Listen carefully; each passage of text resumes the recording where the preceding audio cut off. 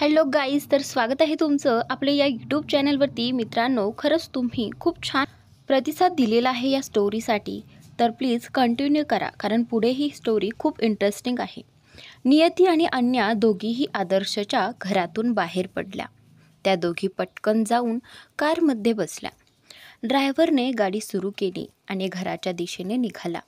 Driver गाडी चालवत होता, पण त्याच्या मनात भीती होती. माझ्या निष्काळजीपणामुळे नोकरी गेली तर, अन्या म्हणाली.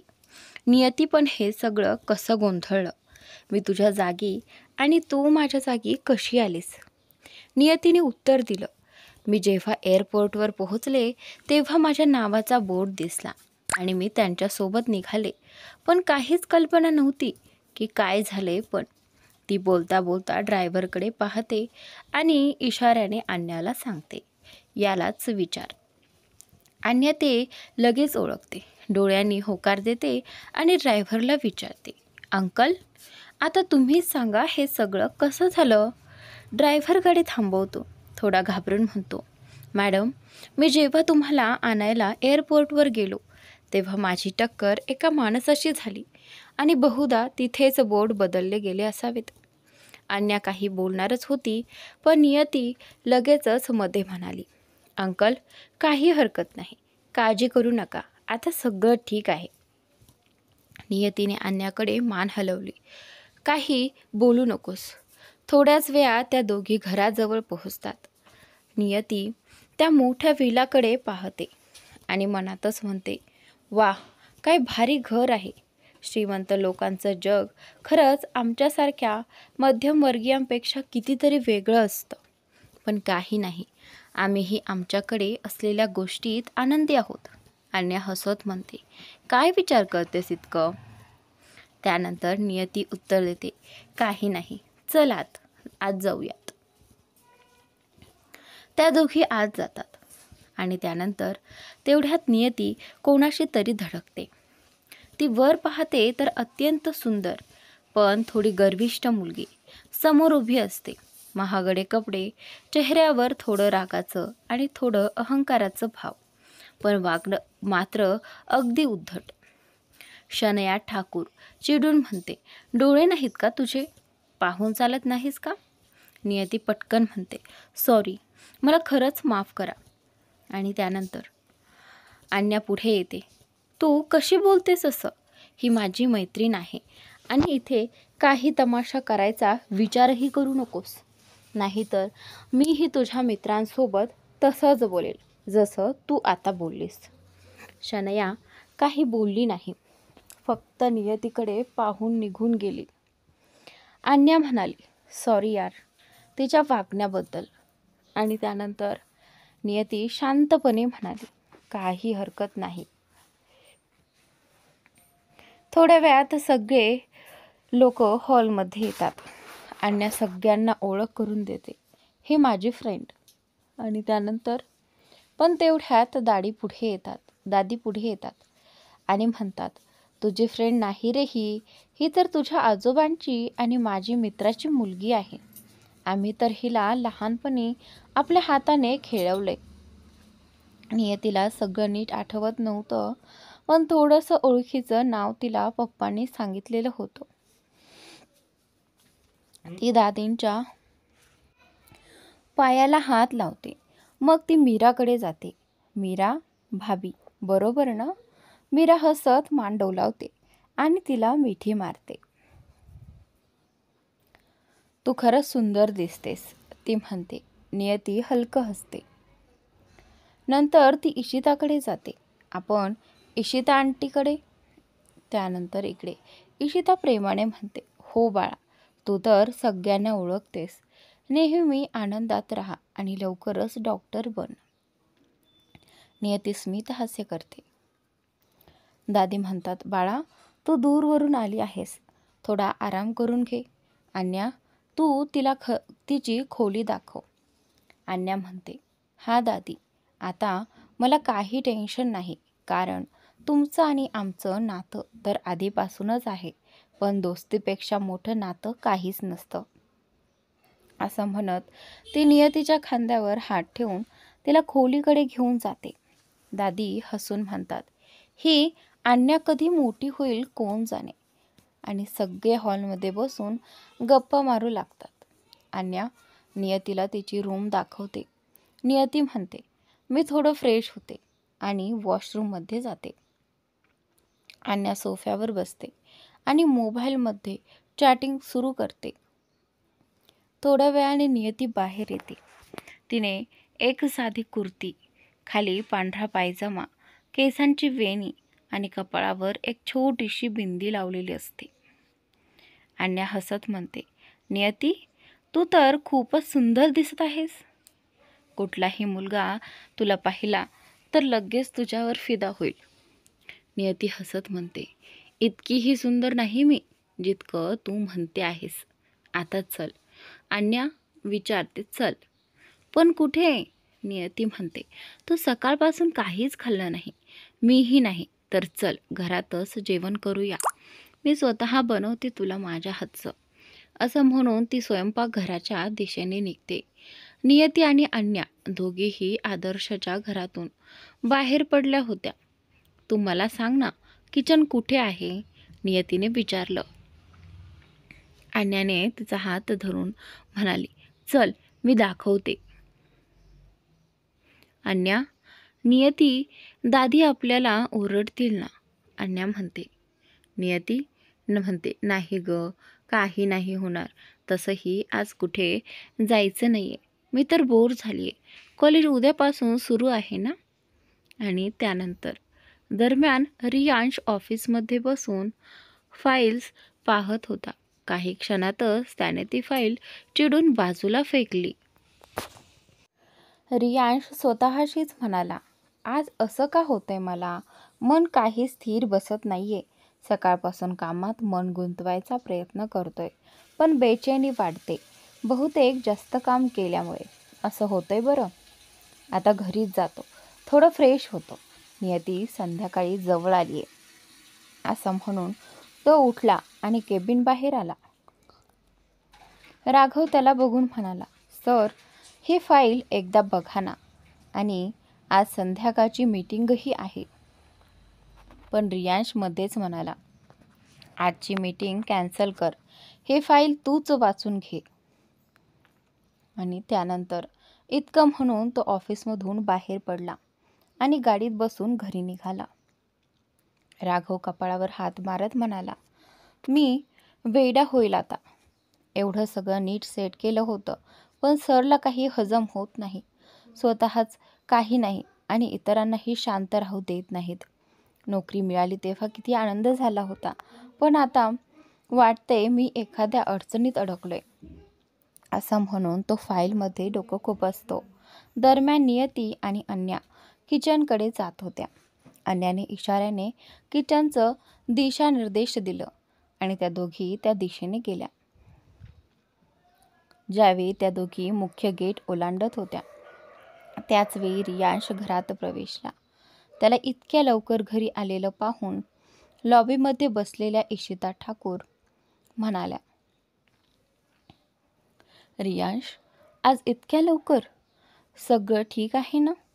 त्यावेळी इकडे रियांश, हो मॉम, सगळं ठीक आहे, काही काळजी करू नका, थोडा रेस्ट घ्यायचा म्हणून आलोय. त्यावेळी रियांश त्याच्या मॉमला म्हणतो. इशिता म्हणते, रेस्ट? तू ठीक आहेस ना? रियांश, हो मॉम, ऑफिसमध्ये सकाळपासून होतो म्हणून थोडं रिलॅक्स व्हायला आलोय. आणि त्यानंतर मनात मात्र तो म्हणाला, कसं सांगू मॉम, आज काहीतरी विचित्र असं जाणवतंय, कारणही कळत नाहीये. इतक्यात अन्या आणि नियतीचा आवाज ऐकला म्हणून त्या दोघी मागे वळल्या. पण रियांश त्यांच्याकडे पाठ करून उभा होता, म्हणून नियतीला त्याचा चेहरा दिसला नाही.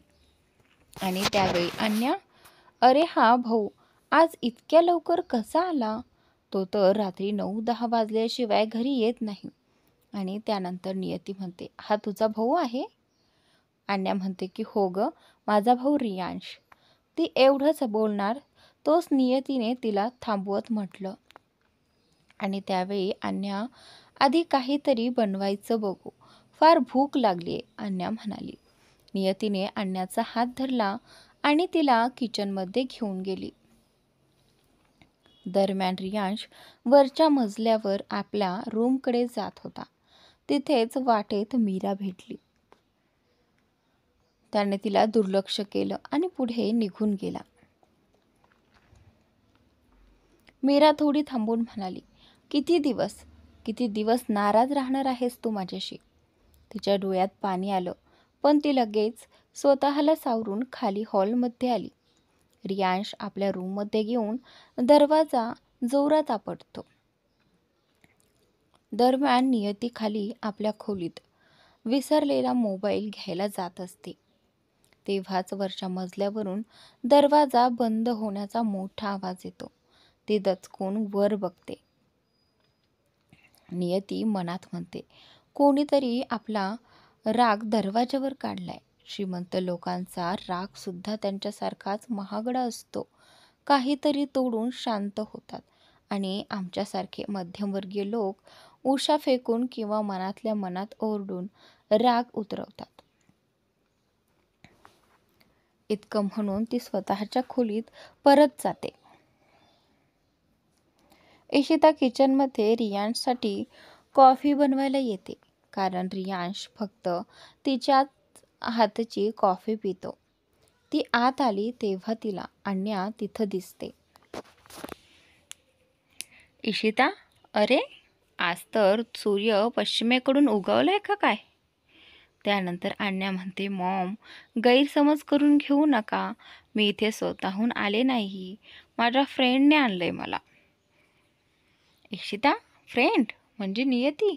बरं झालं, कुणीतरी तुला किचनमध्ये ओढून आणलं, असं म्हणत त्या हसतात आणि कॉफी बनवायला लागतात.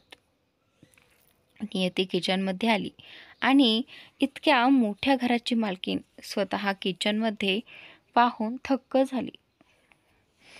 तिच्या मनात विचार आला, इतक्या श्रीमंत घरातली स्त्री जी फक्त आवाज दिला तरी 10 नोकर धावून येतील, ती स्वतः कॉफी बनवते. आणि त्यानंतर नियती तिच्याकडे बारकाईने पाहत होती. हे बघून अन्या हसत म्हणाली, तू काय एवढी आश्चर्यचकित झालीस? सांग.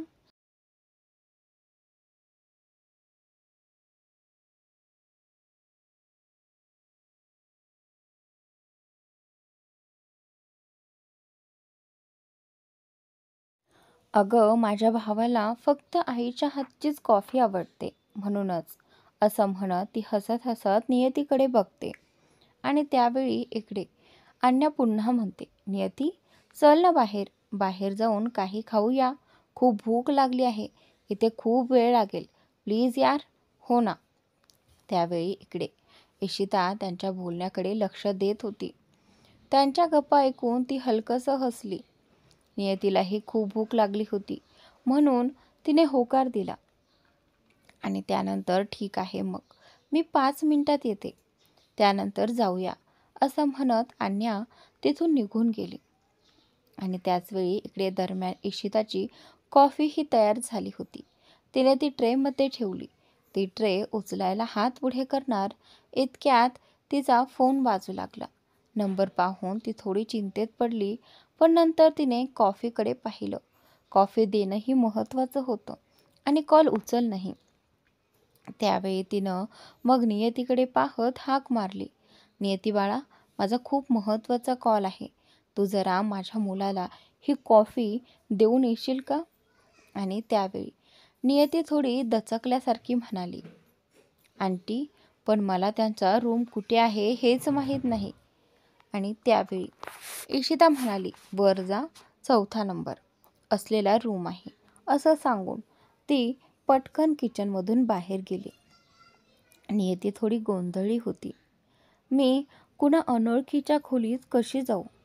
पण अन्या येईपर्यंत थांबले तर कॉफी थंड होईल, असा विचार करत तिनं ट्रे उचलला आणि किचनमधून बाहेर पडली. ती जिन्याकडे चालू लागली. पाय पुढे चालत होते, पण का कोण जाणे, तिचं हृदय मात्र जोरजोरात धडधडू लागलं होतं. इकडे रियांश फ्रेश होऊन बाहेर आला होता. त्याच वेळी त्याला काहीतरी पडल्याचा आवाज आला. बाहेर येऊन पाहतो तो एक छोटासा कुंडा टेबलवरून खाली पडलेला दिसला, बहुतेक वाऱ्यामुळे. त्याने तो उचलायला सुरुवात केली आणि त्यानंतर तेवढ्यात त्याची नजर समोरून येणाऱ्या नियतीवर पडली. पण त्याने जास्त विचार न करता पुन्हा कुंडा उचलायला सुरुवात केली. मात्र लगेच काही क्षणात त्याच्या मनाने त्याला थांबवलं. तो पटकन समोर पाहतो तर तिथे नियतीऐवजी नैना उभी असते. आणि त्यानंतर एक क्षणभर रियांशलाही काही समजत नव्हतं. मी आत्ता नियतीला पाहिलं का खरंच, असा प्रश्न त्याच्या मनात येतो. पण नंतर तो स्वतःलाच समजावतो की मन फसवतंय आणि तो आपल्या खोलीत परत जातो.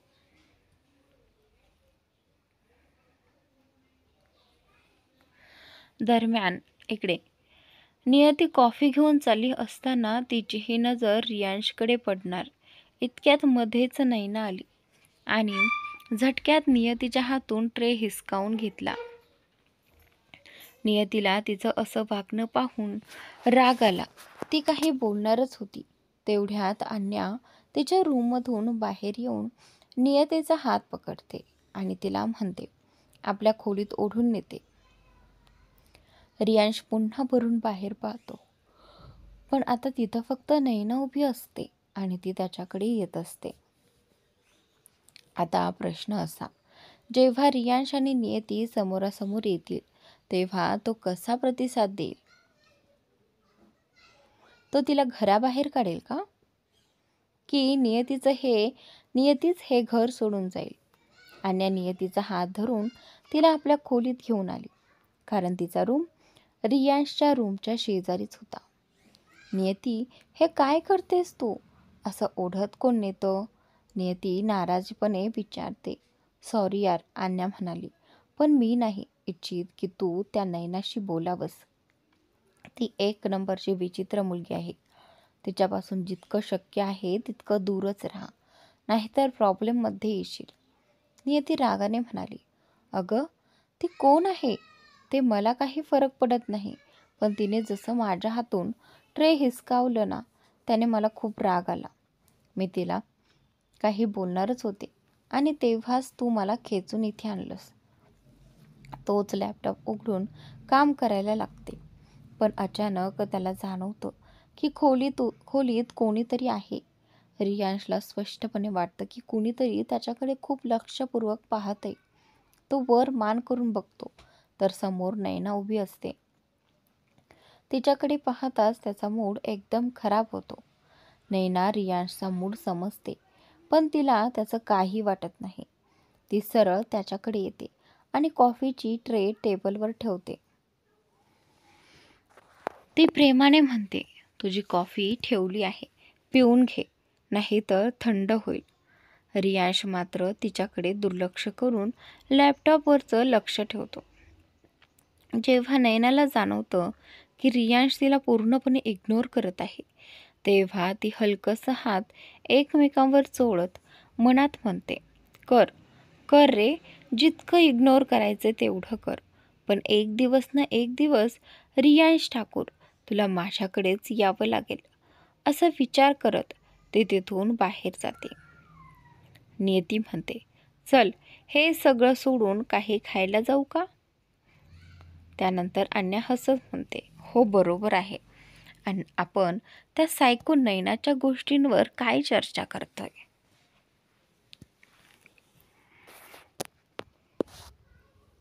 दोघीही रूममधून बाहेर येतात.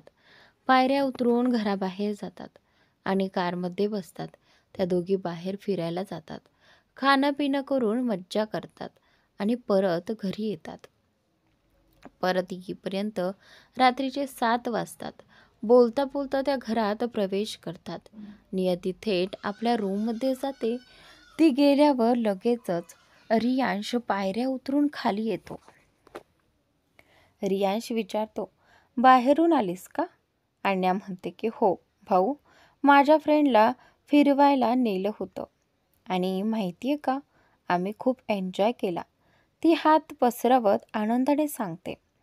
रियांश तिचं बोलणं ऐकतो आणि सकाळी कायरासोबत झालेली भेट आठवतो. त्याला वाटतं की कायरा हीच तिची ती फ्रेंड असावी. त्या आठवणीने तो थोडा त्रासलेला वाटतो आणि अचानक म्हणतो, तू पण पागल आणि तुझी फ्रेंड पण. एवढं म्हणून तो डायनिंग रूमकडे चालतो. अन्या थबकते. चेहरा उघडाच राहतो. रागाने तीही डायनिंग रूमकडे जाते. भाऊ, तुम्ही मला पागल म्हणालात? मी कुठल्या अँगलने पागल दिसते तुम्हाला? ती चिडून म्हणते. सगळे तिच्याकडे बघतात. तिला काय झालंय असं वाटतं आणि त्यानंतर रियांशही तिच्याकडे पाहतो. खरं तर त्याने असं म्हणायचं नव्हतं. तो काहीतरी वेगळंच विचार करत होता. कायराबद्दलचा राग अजूनही मनात होता. म्हणूनच नकळत तो शब्द त्याच्या तोंडून निघाला होता. मनात तो विचार करतो, बहुतेक जे मी मनात म्हटलं होतं ते मोठ्याने बोललो. तो शांतपणे बसतो आणि जेवायला लागतो. इशिता विचारते, अन्या, काय झालं ग? सगळं नीट सांग बरं. अन्या मग पूर्ण गोष्ट सांगते. कसं भाऊंनी मला आणि माझ्या फ्रेंडलाही पागल म्हटलं. आणि त्यानंतर इशिता रियांशकडे पाहते. रियांश जेवत म्हणतो, जे आहे तसं म्हटलं काही चुकीचं नाही ना? आणि जेवून हात टिश्यूने पुसतो. नैना आपल्या मनात म्हणते, ही अन्या पण ना किती ड्रामा करते. मन होतं की आत्ता 2 थपडा द्यावेत, पण दिला तर मला घराबाहेर काढतील असं विचारून ती पुन्हा जेवायला लागली. अन्या म्हणते, मॉम बघा ना, हे मला पागल म्हणतायत. इशिता हळू आवाजात म्हणते, रियांश असं नको बोलूस. ती तुझी लहान बहीण आहे, तुला खूप प्रेम करते. आणि त्यानंतर रियांश हसत म्हणतो, लहान बहीण आहे म्हणूनच तर बोलतो. आणि मी तुझ्यावर खूप प्रेम करतो. तो उभा राहून अन्याजवळ येतो. तिच्या नाकावर हलकंसं टॅप करत म्हणतो, मी तुला पागल म्हणून प्रेमानेच म्हटलं होतं ना? अन्या हसते आणि आता रागवलेली नसते. ती थोडी शरारतीपणे म्हणते, आणि माझ्या फ्रेंडलाही तुम्हीच प्रेमानेच पागल म्हटलंत का? या स्टोरीमध्ये स्पेस जास्त आहे, तर प्लीज समजून घ्या. इकडे रियांश आपल्या रूममध्ये येऊन सोफ्यावर बसतो आणि खोल विचारात बुडून जातो. पागल बोलला आहेस तू, असं म्हणत अन्या रियांशकडे पाहून हसली. रियांशही त्याच्याकडे पाहत राहिला. त्याने हलकेच तिच्या डोक्यावर टपली मारली आणि म्हणाला, पागल. इतकं बोलून तो आपल्या खोलीत निघून गेला. अन्या मात्र हळूच आपलं डोकं चोळत स्मित करत राहिली. यावेळी ती अजिबात रागवली नव्हती. सगळे जेवण करून आपल्या आपल्या खोलीत गेले होते. रात्र झाली होती. साधारणपणे 11 वाजले होते. नियती आपल्या खोलीत सोफ्यावर बसून अभ्यास करत होती.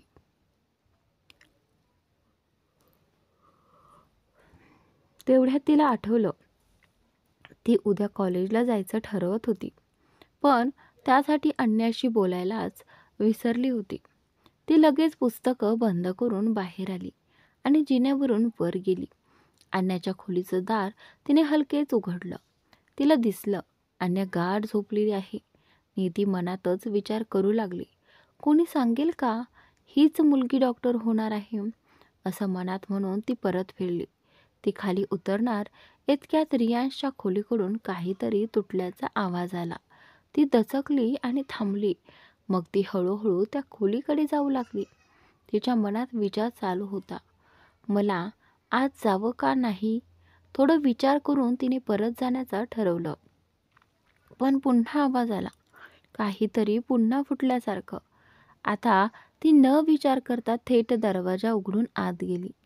आतलं दृश्य पाहून ती थबकली. रूमची अवस्था फारच वाईट होती. सगळ्या वस्तू तुटलेल्या, विखुरलेल्या होत्या.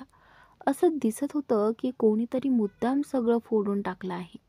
नियती नीटपणे आत आली आणि खोलीत बारकाईने पाहू लागली, पण तिथे कोणीच नव्हतं. ती जमिनीवर पडलेल्या काचांच्या तुकड्यांना चुकवत पुढे गेली. तेव्हाच तिला जमिनीवर थोडं रक्त दिसलं. ती थोडी अस्वस्थ झाली. तिने केस चेहऱ्यावरून मागे सारले आणि बाल्कनीकडे गेली. रियांश बाल्कनीत उभा होता. त्याने एका हाताने रेलिंग पकडलेलं होतं आणि दुसरा हात खाली लोंबत होता. त्या हातातून रक्त वाहत होतं. नियतीची नजर त्याच्याच त्या जखमी हातावर गेली. आजूबाजूला पाहिलं तर दारूची बाटलीही पडलेली होती. ती हळूच पुढे गेली आणि म्हणाली, मला माहीत नाही की मला काही बोलावं की नाही, कारण ना मी तुम्हाला ओळखते ना तुम्ही मला. पण सध्या तुमच्या हातातून रक्त वाहत आहे. असं म्हणून ती थांबली. रियांश काहीच बोलला नाही.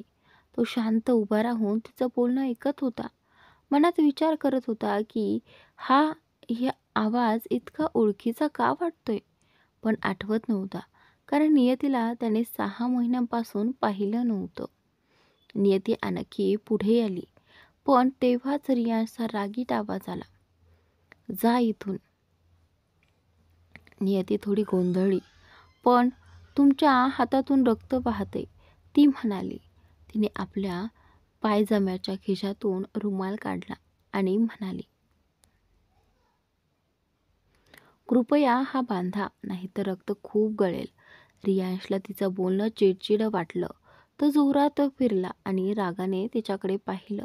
त्याच्या नजरेतला राग पाहून नियती घाबरली आणि मागे सरकली. पण तिचा स्लीपर निसटला आणि ती खाली पडणार होती. तेव्हाच रियांशने तिला पकडलं. नियतीचा दुपट्टा तिच्या चेहऱ्यावर आला, त्यामुळे रियांशला तिचा चेहरा दिसत नव्हता. नियतीने घाबरून डोळे मिटलेले होते आणि त्यानंतर तो तिच्या अगदी जवळ होता. एक हात तिच्या पाठीवर आणि दुसरा हात तिच्या कमरेवर होता. दुपट्ट्याच्या आडून तिचा गोरा चेहरा थोडासा दिसत होता. रियांशने हात पुढे करून दुपट्टा हलवायला सुरुवात केली. इतक्यात अचानक लाईट गेली. हे काय, लाईट कशी गेली, तो म्हणाला. नियतीलाही अचानक अंधारामुळे धक्का बसला. तिने आजूबाजूचा काळोख पाहून घाबरून श्वास रोखला. तिला जाणवलं, कोणीतरी तिला अजूनही घट्ट पकडलेलं आहे. लगेचच तिला आठवलं की ती खाली पडणार होती आणि हा मुलगा नसता तर जमिनीवरच्या काचेच्या तुकड्यांमुळे तिच्या पाठीला मोठी दुखापत झाली असती. नियती हलक्या आवाजात म्हणाली, कृपया मला हळूच उभं करा. रियांशने हलक्या हसत म्हटलं, पण मी तर ठरवलंय की तुला असंच धरून ठेवायचं. आणि तो हळूहळू तिच्याकडे पाहत पुढे झुकू लागला. रियांश तिचे हात सोडू लागतो.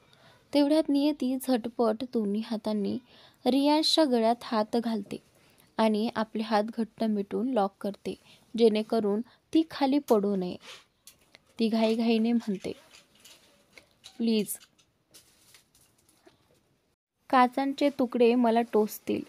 खाली काचांचे तुकडे आहेत, प्लीज मला सोडू नकोस. हे ऐकताच रियांश पटकन तिला घट्ट पकडतो आणि तिला सावकाश सरळ उभं करतो. नियतीच्या नजरेत त्याचा हात येतो आणि तिला आठवतं की त्याच्या हातातून रक्त येत होतं. ती काही विचार न करता लगेचच त्याचा हात धरते आणि काही सेकंदातच त्यावर रुमाल बांधते. रियांश लगेच तिचा हात झटकतो आणि रागाने ओरडतो, how dare you touch my hand. Niyati त्याच्या इतक्या रागाकडे पाहून शांतपणे म्हणते, तुमच्या हातातून रक्त येत होतं. जर ते असंच उघडं ठेवलं तर सकाळपर्यंत इन्फेक्शन होईल. इतकं बोलून ती हळूहळू खोलीतून बाहेर निघते. रियांश तिला काही बोलणारच असतो, तोच लाईट येतो. तो आजूबाजूला पाहतो, पण तिथं कोणीच नसतं. त्याला वाटतं कदाचित मी काही स्वप्न पाहिलंय का, पण मग हातावर बांधलेला रुमाल पाहून त्याला खात्री पडते की हे खरंच घडलं आहे. तो खोलीत परततो, बेडवर जाऊन झोपतो. आत्ताच जे काही झालं होतं ते त्याला जणू एखादं स्वप्न वाटत होतं, पण मनातून त्याला माहिती असतं हे सगळं खरोखर घडलं आहे. तो मनात म्हणतो, ती नैना तर नव्हती, कदाचित अन्या हिची मैत्रीण असेल. सकाळी पाहतो, असं म्हणत तो झोपी जातो. नियतीही आपल्या खोलीत परत येते आणि झोपी जाते. सकाळी 6 वाजता अलाराम वाजतो. नियती अलाराम बंद करते. आज तिला कॉलेजला जायचं असतं, त्यामुळे ती उठते. 9 वाजेपर्यंत निघायचं होतं. ती उठून बाहेर येते आणि डायनिंग टेबलवर डोकं ठेवून बसते. त्यावेळी रियांश जिमकडे निघतो. त्याचा जिम गार्डन एरियात असतो. तो पायऱ्यांनी खाली येत असतो आणि त्याच वेळी त्याची नजर डायनिंग टेबलवर डोकं ठेवून बसलेल्या नियतीकडे जाते. पण तिचा चेहरा त्याच्या दिशेने नसतो. रियांश थोडा थांबतो आणि मनात म्हणतो, किती आळशी आहे ही. बेडवर झोपून कंटाळा आला म्हणून आता डायनिंग टेबलचंही पलंग बनवले बहुतेक. किती विचित्र मुलगी आहे. असं म्हणत तो बाहेर निघून जातो. नियती झोपलेली असते, पण तिचं मन तिला उठवायचा प्रयत्न करत असतं. ती मनात म्हणते, मी झोप पळवण्यासाठी माझं गोड बिछानं सोडून इथे या थंड टेबलावर आले, पण ही झोप तरीही चिकटून बसली आहे. उठ ना नियती, उठ, असं म्हणून ती स्वतःशीच लढा देत शेवटी उठते आणि आपल्या खोलीत जाऊन फ्रेश होते. नियतीने अन्यालाही फोन करून उठवलं होतं. अन्या पण तयार होत होती. रियांशही तयार झाला होता आणि घरातील सगळे उठलेले होते. नियती तयार होऊन बाहेर येते आणि अन्याची वाट पाहू लागते. तेवढ्यात पायऱ्यांवरून खाली येताना रियांशची नजर तिच्यावर पडते. तो काही क्षण थांबतो. त्याला वाटतं कदाचित मी कल्पना करत असेन. त्याच वेळी नियती पायऱ्यांकडे बघते आणि मनात म्हणते, अन्या अजून का नाही आली. पण जेव्हा ती वर बघते तेव्हा तिला रियांश समोर येताना दिसतो. तिच्या डोळ्यात आश्चर्य दाटतं आणि ती हळूच म्हणते, ही ॲटिट्यूडचे दुकान इथे काय करत आहे. रियांश अजूनही विचारात असतो आणि सरळ पुढे जाताना अचानक नियतीला धडकतो. त्या धडकेने नियती मागे कोसळते, पण रियांश झटपट तिचे हात पकडतो आणि तिला स्वतःकडे ओढतो. दोघंही एकमेकांच्या अगदी जवळ येतात. नियती त्याच्या बाहुपाशात अडकलेली असते. त्यांच्या नजरा एकमेकांत खेळतात, पण ते प्रेमाने नाही तर रागाने एकमेकांकडे बघत असतात. नियती आश्चर्याने म्हणते, अरे खडूसांच्या दुकान, तू इथे काय करतोयस? की माझा पाठलाग करत इथेही आलास? रियांश तिच्या खडूस या शब्दानेच चिडतो आणि पाठलाग या आरोपाने त्याचा राग आणखी भडकतो. तो तिच्या डोळ्यात पाहत हात झटकतो. नियती खाली पडते. ती रागाने उठते आणि बोट दाखवत म्हणते, हे बरोबर नाही केलंस. सोडणार नाही मी तुला. दुसऱ्यांदा मला असं पाडलंस. नियतीला प्रचंड राग आला होता. ती उठून त्याच्याकडे रागाने पाहते आणि वातावरणात पुन्हा एकदा त्यांच्या तणावाचा ठिणगी उठते. नियती पुढे येऊन म्हणते, तू तर जाणतोयस मी कधीतरी कोणाचीही ऋण ठेवत नाही. ती पूर्ण ॲटिट्यूडमध्ये म्हणाली. रियांश संतप्त होऊन म्हणाला, बघूया पुढे कोण कोणाला उधार ठेवतो आणि कोण नाही. तो रागाने ओरडला, तू इथे काय करत होतीस? नियती दोन्ही हात मागे केलेली उभी राहिली आणि ती म्हणाली, जर मी तुझ्याकडून हेच प्रश्न विचारले असते तर?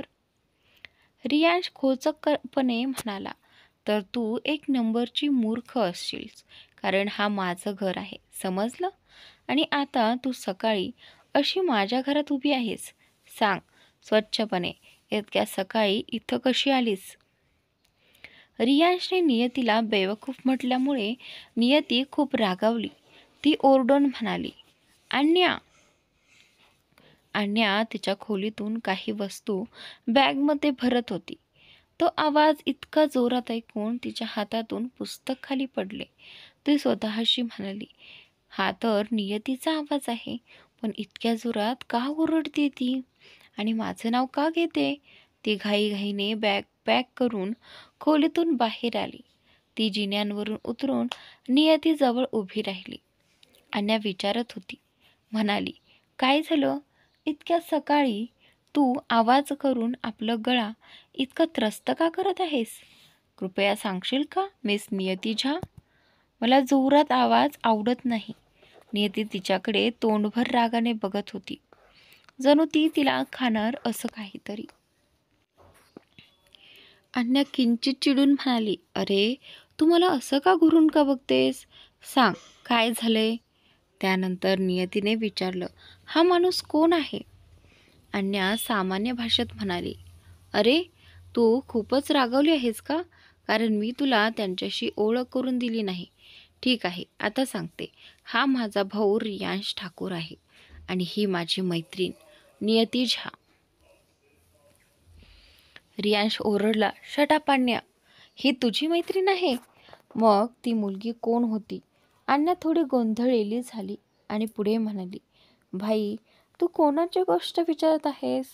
मग तिला आठवलं, अहो ते आठवलं, तो दिवस आदर्शच्या भावाचा. बहिणीबरोबर काही गैरसमज झाल्यामुळे ती इथे आली होती आणि माझी मैत्रीण त्यांच्या घराला गेली होती. कदाचित तुम्हाला ती बहीण दिसली असेल. ती बोलून शांत झाली. रियांशने अन्या बोलताना नियतीकडे पाहून म्हणाले, तू त्वरित आपल्या बॅकपॅक उचलून निघ. त्याने कटूपणे सांगितलं, मला तुला सहन करायचे नाही. माझ्यासमोर माझ्या घरात उभी राहू नकोस. नियतीने डोळ्यात डोकावून तिला आव्हान देत म्हटलं. हे ऐकूनच मला कळलं की हे घर तुझं आहे, म्हणून मी इथे 2 मिनिटही राहायची नाहीये आणि तू मला सहन करत आहेस. उलट मी तुझं सहन करणार नाही, समजलं? अन्याला तिच्या भावाची ती भडक प्रतिक्रिया ऐकून धक्काच बसला. तिच्या डोळ्यात ओलावा आला, कारण त्याने तिच्या मैत्रिणीच्या समोर अपमान केला होता आणि तिला घरून निघायचंही सांगितलं होतं. आणि अन्या रडत म्हणाली, भाई तुम्ही काय बोलत आहात? तुम्ही असं कसं बोलू शकता? तुम्ही माझ्या मैत्रिणीचा अपमानितपणा करत आहात. तिला असं बोलून पण मी ठाम आहे की माझी मैत्रीण इथून काहीही कारणाने जाणार नाही. रियांश म्हणाला, अन्या तू शांत हो. ही गोष्ट माझी आणि तिची आहे. अन्या हळूच म्हणाली, भाई तू विसरतोयस का? ती माझी मैत्रीण आहे. तिला काहीही वाटत नाही तुझ्यापासून, समजलंय? आणि त्यानंतर रियांश रागाने बोलला, अन्या शट अप. तू त्या मुलीसाठी माझ्याकडे अशा प्रकारे बोलू शकत नाहीस. आणि त्यानंतर अन्या शांत झाली. तिला हवं नव्हतं की कोणी नियतीला काहीही बोलावं. नियती निघून तिच्या खोलीतून सामान घेऊन परत आली. ती रियांशकडे पाहत म्हणाली, आता तू खूप आनंद मानू नकोस. मी तुझ्या म्हणण्यावरून नाही, माझ्यामुळे स्वतःच्या इच्छेने चालली आहे. आणि आता मला एक कारणही मिळाले. मी पप्पाला हे सांगू शकते. धन्यवाद मदत केल्याबद्दल. ती त्याच्या चेहऱ्याकडे पाहून हसली. रियांशला नियतीचं असं हसणं अजिबात आवडत नव्हतं. नियती जाणीवपूर्वक त्याला अशा स्मिताने चिडवत होती. आणि त्यानंतर ती अन्याकडे पाहते पण काही बोलत नाही, कारण तिला माहीत होतं की त्या क्षणी अन्या फारच लाजलेली आहे, म्हणून तिला अजून लाज वाटेल. पण असं काही बोलायचं नियतीला योग्य वाटत नव्हतं. ती फक्त इतकंच म्हणाली, ओके बेबी, कॉलेजमध्ये भेटू. आणि आपल्या बॅग उचलून बाहेर जाण्यास निघाली. तेवढ्यात तिच्या कानात एक रौद्र अधिकाराने भरलेला आवाज घुमला, थांब, जिथे आहेस तिथेच. एक पाऊलही पुढे टाकू नकोस. सुमित्रा ठाकूरचा तो रागाने भरलेला आवाज होता. नियती लगेच गेट जवळ थांबली. तिने मागे वळून पाहिलं तर दादी फारच रागात उभी होती. आता तिथे जणू काही मेळाच भरला होता. सगळे घरातील लोक जमा झाले होते आणि कोणालाच काय घडतंय हे नीट समजत नव्हतं. दादी पुढे येत म्हणाली, तू इथे आपल्या इच्छेने आली नव्हतीस की आता आपल्या मर्जीने निघून जात आहेस. तुझ्या पप्पांनी तुझी जबाबदारी माझ्यावर सोपवली आहे, त्यामुळे या क्षणी मीच तुझी पालक आहे आणि तू माझी परवानगी न घेता इथून निघतेस. हेच का तुझे संस्कार? त्या पुढे म्हणाल्या, तुझा बाप तर तुझी मोठी स्तुती करत होता. माझी मुलगी अशी आहे तशी आहे, आणि आता पहा, एक शब्द सांगणंही जरुरी समजलं नाहीस. बॅग उचलली आणि या माझ्या नालायक नातवाच्या सांगण्यावरून निघालीस. दादीने रियांशकडे पाहून ती शेवटची वाक्य उच्चारली. हे ऐकून रियांश काही बोलला नाही, फक्त दादीकडे एकटक बघत राहिला. दादींचं बोलणं ऐकून नियतीने आपले डोळे खाली केले. दादी रियांशकडे जात म्हणाल्या, आणि तू? इशिताने तुला हे शिकवले का की घरात आलेल्या पाहुण्यांशी असं वागायचं? मी अजून जिवंत आहे. घरात कोण राहील आणि कोण नाही याचा निर्णय घेणारा तू कोण? दादी रियांशवर ओरडते. रियांशला आपल्या दादीचा फार सन्मान होता. तो त्यांच्याशी कधीही मोठ्या आवाजात बोलत नसे. म्हणूनच त्याने काही न बोलता फक्त नियतीकडे एक कठोर रागीट कटाक्ष टाकला. नियतीला तो कटाक्ष नीट जाणवला. तेथे उपस्थित सर्वांना रियांशचा तो दडपलेला राग समजत होता. दादी कठोर आवाजात म्हणाल्या, काय झालं तुला रियांश? माझ्या प्रश्नाचं उत्तर दे. असं का केलंस? रियांशने त्यांचा हात धरत म्हटलं, सॉरी दादी, मी तुम्हाला दुखावलं त्याबद्दल मला वाईट वाटतं, पण तुम्ही इतका राग करू नका, तुमची तब्येत बिघडेल. दादीने त्याचा हात झटकून दिला आणि म्हणाला, सॉरी मला नाही, नियतीला म्हण, कारण तूच नाही, आपण सगळे तिच्यासमोर लाजलो आहोत. हे ऐकून रियांशचा चेहरा रागाने काळवंडला. तो म्हणाला, नाही दादी, मी हिला कधीच माफी मागणार नाही. चूक माझी नाही, हिची आहे. हे फारच मूर्ख मुलगी आहे. तिला या घरातून जाऊ द्या, तेच बरं होईल. हे ऐकून नियती चकित झाली. ती म्हणाली, माझी चूक? मी काय चुकीचं केलं आणि मला मूर्ख म्हणण्याची तुझी हिंमत कशी झाली? आधी स्वतःकडे बघ. नेहमीच नाकावर राग घेऊन फिरतोस. तुझा हा सडका राग इतका दुर्गंधी देतो की त्याच्या जवळ गेलेलं प्रत्येक माणूसही रागवल्याशिवाय राहत नाही. हे बोलून ती शांत झाली, पण तिने पाहिलं की सगळे तिच्याकडेच विस्मयाने पाहत होते. ती मनात विचार करू लागली, अरे बापरे, थोडं जास्तच बोलले बहुतेक. आता रियांश तर मला जिवंत खाईल. रियांश स्वतःचा राग कसा बसा आवरत होता. त्याने आपली मुठी घट्ट आवळली, इतक्या घट्ट की नखं हातात घुसली आणि रक्त येऊ लागलं. दादीने मग दोघांकडे पाहत ठाम आवाजात सांगितलं, दोघांनीही एकमेकांना सॉरी म्हणा आणि हा वाद इथेच संपवा. दोघांनी एकदम उत्तर दिलं, मी नाही म्हणणार. दादींचा राग आता उफाळून आला. त्या म्हणाल्या, जर आता नाही म्हणालात तर मी काय करीन याचा तुम्हाला अंदाजही नाही. लगेच सॉरी म्हणा एकमेकांना. नियतीला अजिबात सॉरी म्हणायचं नव्हतं, पण दादींच्या रागामुळे ती घाबरली. बोलायचं ठरवलं, पण शब्द बाहेरच पडले नाहीत. तिने मनातच विचार केला, पहिली मीच का म्हणू? हा पण तर म्हणू शकतो, आणि जर मी म्हणाले आणि ह्याने नाही म्हटलं तर मीच मूर्ख ठरेन. रियांशही अगदी हेच विचार करत होता.